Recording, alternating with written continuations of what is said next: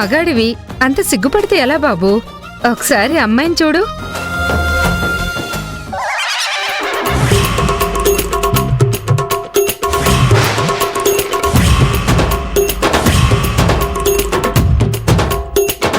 No!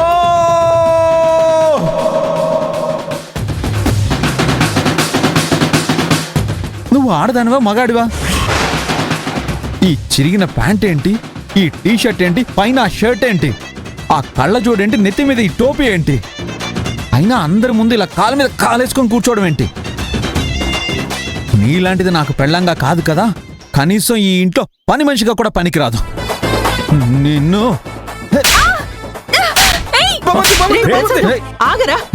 వదిలిపోవడాను.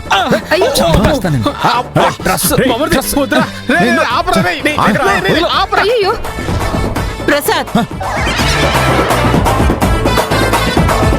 ఇదంతా నా ఊహ. నిజమైతే ఎంత బాగుండో. ఈ అమ్మాయిని చూడాలంటే నా అసహ్యం వేస్తుంది.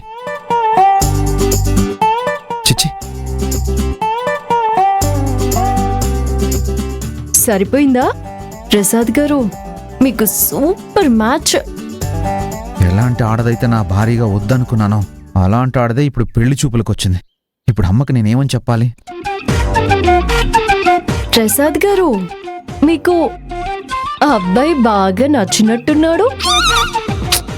సారీ, ఆ అమ్మాయి మీకు బాగా నచ్చినట్టుంది కదా?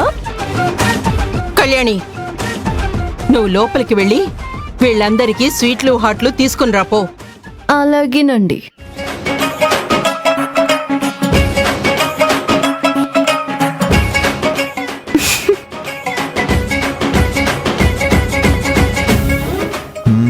నాకు అర్థమైంది. అది కూడా నీలాగే మగరాయిలా ఉందని ఎగతాళి చేస్తున్నావు కదా. అంత అర్థమవుతుంది.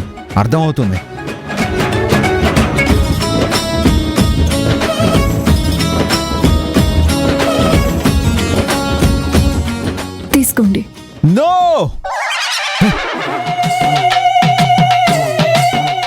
నువ్వు ఈరోజు ఎవరికి ఎలాంటి స్వీట్స్ పెట్టద్దు, ఎలాంటి హాట్ ఇవ్వద్దు. ఏమైంది నాన్న? ఎందుకు ఇవ్వద్దు? ఈరోజు ఉపవాసం ఉంటామని మంగళవారం నాడు ఆంజనేయ స్వామికి మొక్కుకున్నాం కదమ్మా. ఓహో, ఈరోజు మంగళవారం కాదే. ఈరోజు మంగళవారం కాకపోవచ్చు, కానీ మొక్కుకున్న రోజు మాత్రం మంగళవారమే.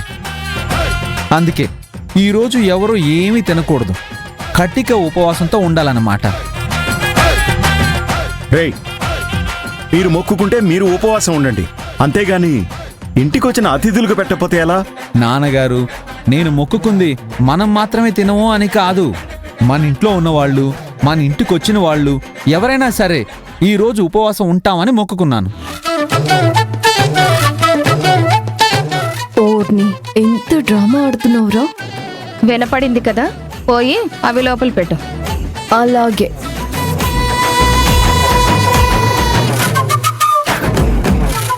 రే ప్రసాద్, కిరణ్ ఒక్కసారి చూడరా. కిరణా?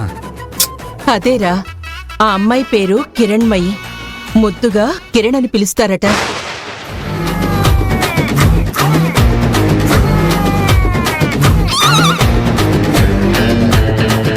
ఆకారమే అనుకున్నాను, ఆఖరికి పేరు కూడా మగాడిదే పెట్టారన్నమాట.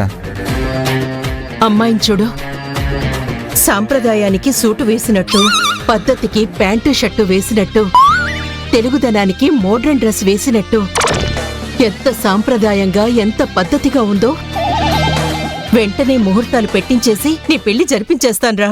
అమ్మా, ఇంతకంటే ఒక ఉరితాడు కొని పెట్టు, ఊరేసుకొని చచ్చిపోతాను నేను. రే ప్రసాద్, మరి లేకపోతే ఏంటమ్మా? అసలు తను చూడు, అది ఆడో మగో తెలుసుకోవడానికి అరగంట టైం పట్టింది నాకు. పైగా మగరాయుడులా ఉన్న దాన్ని పట్టుకొని సాంప్రదాయానికి సూట్ వేసినట్టు, పద్ధతికి ప్యాంటు షర్ట్ వేసినట్టుందంటావా? ఏ యాంగిల్లో చూసినా ఆడపిల్ల లక్షణం ఒక్కటి కూడా కనిపించడం లేదు కదమ్మా. మిస్టర్ ప్రసాద్, అసలు ఏమనుకుంటున్నావు నా గురించి? ప్యాంటు షర్టు వేసుకుంటే మగరాయిళ్ళు అయిపోతారా? కొంచెం మోడ్రన్ గా హెయిర్ కట్ చేస్తే మగాడు అయిపోయినట్టేనా?